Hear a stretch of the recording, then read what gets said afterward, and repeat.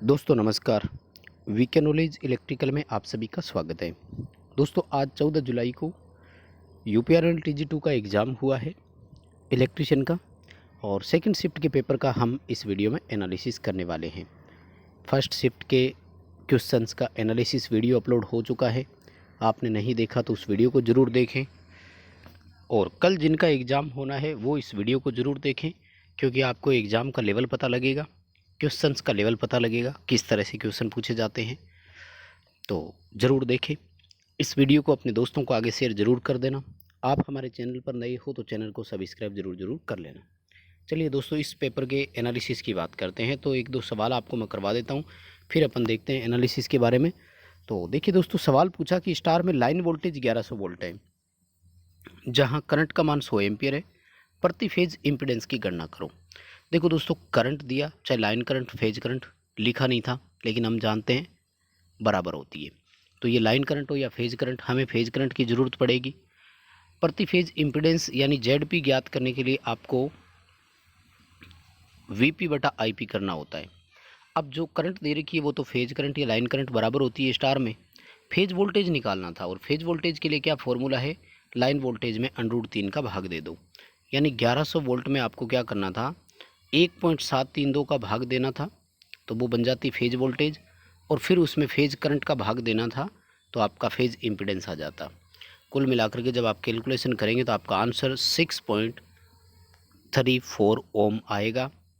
यानी पहले जब आप फेज वोल्टेज निकालेंगे तो 634 वोल्ट के आसपास आएगा, और फिर जेड पी बराबर वी पी बटे आई पी वाला फॉर्मूला अप्लाई करें, 6.34 ओम उत्तर रहेगा। दोस्तों काफ़ी इस पेपर में न्यूमेरिकल थे, लेकिन इजी न्यूमेरिकल थे, फॉर्मूला बेस्ड न्यूमेरिकल थे। यानी आप अगर प्रॉपर फॉर्मूले का यूज करते हैं तो आंसर भी कर पाएंगे, ऐसा पेपर था। कुल मिलाकर अच्छा पेपर था ये कह सकते हैं, और रेगुलर स्टडी करने वाले स्टूडेंट के लिए पेपर बिल्कुल सही था, इसमें कहीं कोई दिक्कत नहीं थी। बहुत टॉप लेवल का भी नहीं कह सकते, यानी ज़्यादा हार्ड भी नहीं था, लेकिन ठीक था, बहुत इजी भी नहीं था। स्टडी करने वाले स्टूडेंट के अकॉर्डिंग पेपर ये कुल मिलाकर था। कंडक्टिविटी का विपरीत पूछा था दोस्तों, तो रेजिस्टिविटी हो जाएगा। या फिर कह रहे हैं कि एक सवाल ऐसा था जिसमें दिया हुआ था रेजिस्टेंस अनुपात रेजिस्टिविटी समानुपात, इस तरह से ओम मीटर और इकाइयाँ दी हुई थी, तो वो करना था आपको। यानी अनुपात समानुपात बना करके दिया हुआ था, पहले जो था उसकी यूनिट पहले लिखी, बाद में जो था उसकी यूनिट बाद में लिखी। तो अब सवाल पूरा क्या था उस पर थोड़ा आपको ध्यान देना पड़ेगा। आगे दोस्तों कह रहे हैं कि सवाल पूछा जिसमें पावर दी हुई थी 1000 वाट, करंट दिया था 10 एम्पियर, और कोण दिया था, करंट और वोल्टेज के बीच जो एंगल है वो 30 डिग्री दिया था। अब जिनका पेपर था उनका तो मानना ये है कि वोल्टेज पावर फैक्टर पूछा था, लेकिन देखो जहाँ तक मेरा मानना है पावर फैक्टर तो फिर सीधा ही हो जाता। भी कोस 30 पूछा है तो कोस 30 का मान निकाल देते, 0.866 होता है, पावर फैक्टर तो सीधा ही आ जाता। लेकिन जब इतने डेटा दिए तो इसमें वोल्टेज नहीं दी हुई थी, तो जहाँ तक मेरा मानना है वोल्टेज उन्होंने पूछा होगा। तो देखो पावर के लिए फॉर्मूला होता है P बराबर वी आई कोस फाई, और जब वोल्टेज निकालना है तो पावर में I इंटू कोस फाई का भाग देना था आपको। देखो कोस 30 डिग्री दिया हुआ है, इसका जब आप मान निकालते हैं तो ये आता है 0.866, यानी 1000 बटे 8.66 करना था, 116.27 वोल्ट आएगा। और अगर पावर फैक्टर ही पूछा था तो फिर 0.866 आएगा, कोई कैलकुलेशन करने की ज़रूरत ही नहीं थी। आगे दोस्तों कह रहे सवाल पूछा डीसी जनरेटर में ईएमएफ की दिशा ज्ञात करने के लिए किस नियम का उपयोग करते हैं। तो ये तो बहुत ही आसान क्वेश्चन है, फ्लेमिंग का राइट हैंड रूल काम में लेते हैं हम, दाएं हाथ का नियम उपयोग में लिया जाता है।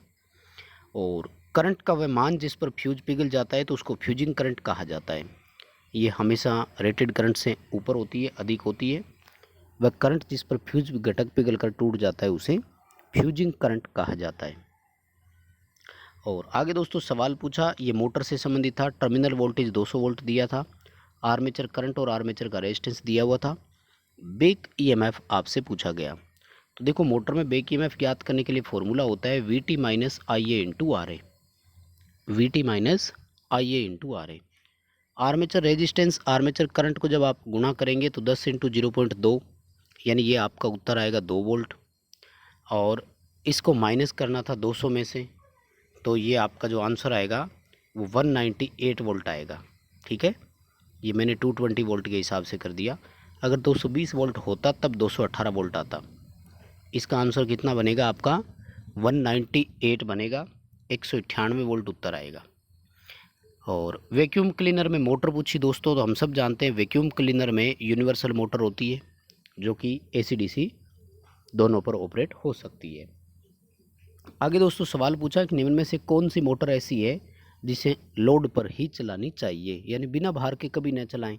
तो इसका ऑप्शन सही से आप देख लेना, DC सीरीज मोटर होगा। वैसे यूनिवर्सल मोटर को भी कहा जाता है कि बचे इसको नो लोड पर चलाने के लिए, तो ऑप्शन की बात होगी यहाँ पर। अगर DC मोटरों के ऑप्शन थे जैसे सीरीज, शंट, कंपाउंड, तो फिर हमें सीरीज मोटर की तरफ जाना है, क्योंकि सीरीज मोटर को बिना भार के कभी भी नहीं चलाना चाहिए, ऐसी हमें रिकमेंड किया जाता है। और आगे दोस्तों सवाल पूछा कि ट्रांसफार्मर में मोटर में फ्लेमिंग के अनुसार अंगूठा किसे संकेत करता है। तो DC मोटर में फ्लेमिंग का जो अपने रूल लगता है वो लेफ्ट हैंड रूल लगता है, और अंगूठा दोनों में चालक के घूमने की दिशा को ही संकेत करता है। इवन जनरेटर हो या मोटर हो, चालक के घूमने की दिशा को, यानी मोटर की घूर्णन दिशा को संकेत करता है हमारा अंगूठा जो होता है। बीच की उंगली चूम के फ्लक्स की दिशा को, पहली उंगली, और बीच की उंगली यानी सेकंड उंगली जो होती है वो आर्मेचर धारा की दिशा को संकेत करती है। और ट्रांसफार्मर कोर की धातु पूछी गई है, तो नो डाउट इसमें तो आपको सिलिकॉन स्टील ही करना है। जब स्पष्ट नहीं दिया है तो अगर हाई फ्रिक्वेंसी के लिए दे रखा है तो फिर फेराइट कोर करेंगे। ये थोड़ा सा आपको ध्यान रखना पड़ेगा, है ना। सवाल की लैंग्वेज क्या थी, अगर हाई पावर के लिए है तो फिर आप सिलिकॉन स्टील इसमें कर सकते हैं। और आर्मेचर टॉर्क का सूत्र पूछा।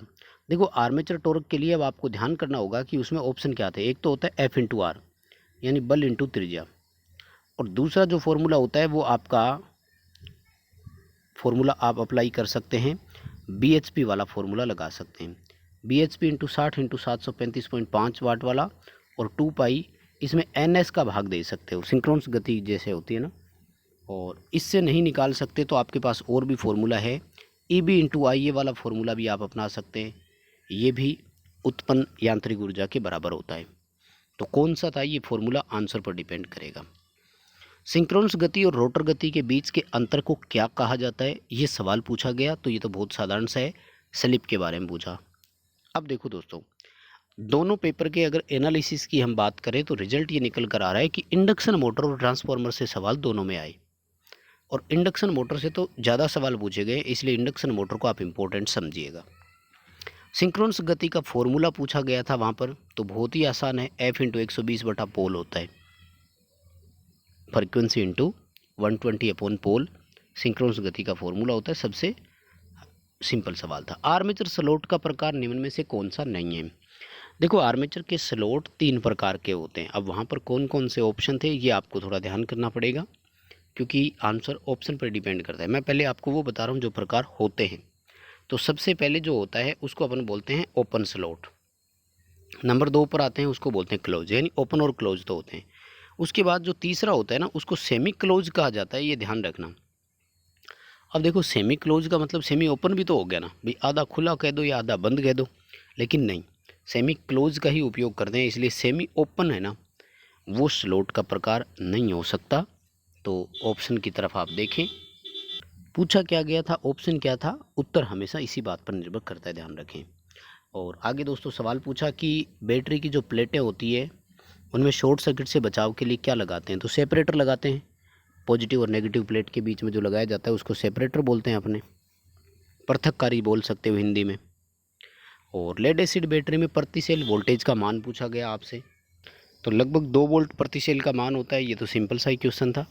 लेड एसिड बैटरी में प्रत्येक सेल लगभग हम 2 वोल्ट का मानते हैं। और 3 फेज मोटर का वह भाग जिसको सप्लाई दी जाती हो, तो 3 फेज मोटर में हमेशा स्टेटर को सप्लाई दी जाती है, रोटर को कभी भी सप्लाई नहीं देते हैं। रोटर और स्टेटर म्यूचुअली कनेक्टेड होते हैं, यानी दोनों में ट्रांसफार्मर की तरह ही कपलिंग होती है सेम। स्टेटर रोटर के बीच में कोई वैद्युतीय कनेक्शन नहीं होता। वेव वाइंडिंग का उपयोग हमसे पूछा गया, तो ये भी बहुत साधारण सा सवाल बनता है। अधिक वोल्टेज और कम करंट के लिए, है ना, वेव वाइंडिंग तब करेंगे जब अपन को ज़्यादा वोल्टेज प्राप्त करना हो, तब काम मिलेंगे। और आगे कहते हैं, सवाल पूछा कि कौन से इंसुलेटर का वह कौन सा प्रकार है जिसको ओवरहेड लाइन में काम में नहीं लेते। तो ओवरहेड लाइन में जो काम नहीं आता ना, उनको पोस्ट टाइप इंसुलेटर बोलते हैं। ये पैनल बोर्ड में लगाने के काम आते हैं। ये वर्ताकार भी हो सकते हैं, आयताकार भी हो सकते हैं। और ओवरहेड लाइन के भाग पूछे गए थे, यानी कौन कौन से जो है वो ओवरहेड लाइन के भाग है। तो आपको ध्यान करना होगा उसमें क्या क्या था।